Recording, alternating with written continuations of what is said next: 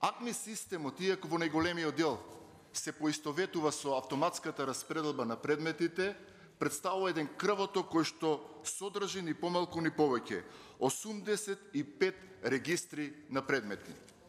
Содржи 99 видови на предмети, 99 иницијални акти, 99 категории на одлуки, 29 видови на процеси, 41 основ, односно видови на основи, 1575 основи, 92 причини за одбивање на поднесокот, 69 причини за запирање на постапката, 30 причини за прекини.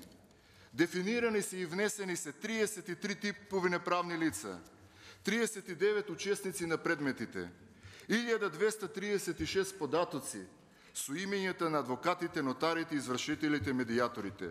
До сега се направени 33 корекции, значи ова е 33-та верзија која што моментално се имплементира и функционира во АКМИ системот од моментот на незината примена со донесувањето на законот.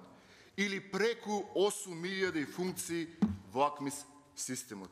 Навистина, почитувани колеги, ќе се сложите дека АКМИ системот представува еден комплексен, сеопфатен, повеќе функционален, но истовремено и приспособлив систем. Воведовме задолжителен надзор од страна на комисија во која учествуваат судии, информатичари, администрација и надворешни експерти, кои се задолжени согласно донесен план да вршат редовен надзор над функционалноста на АКМИСот.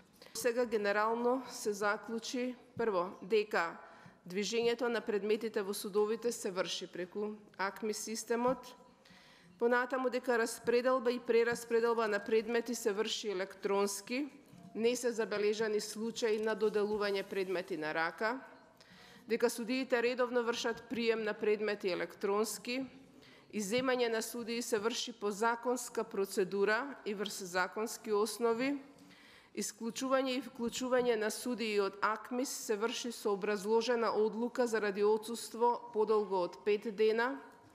Годишните извештаи за распоред на судии се менуваат заради организацијски потреби на судот и избор или заменување на судија во пензија или делегирање на судија во друг суд.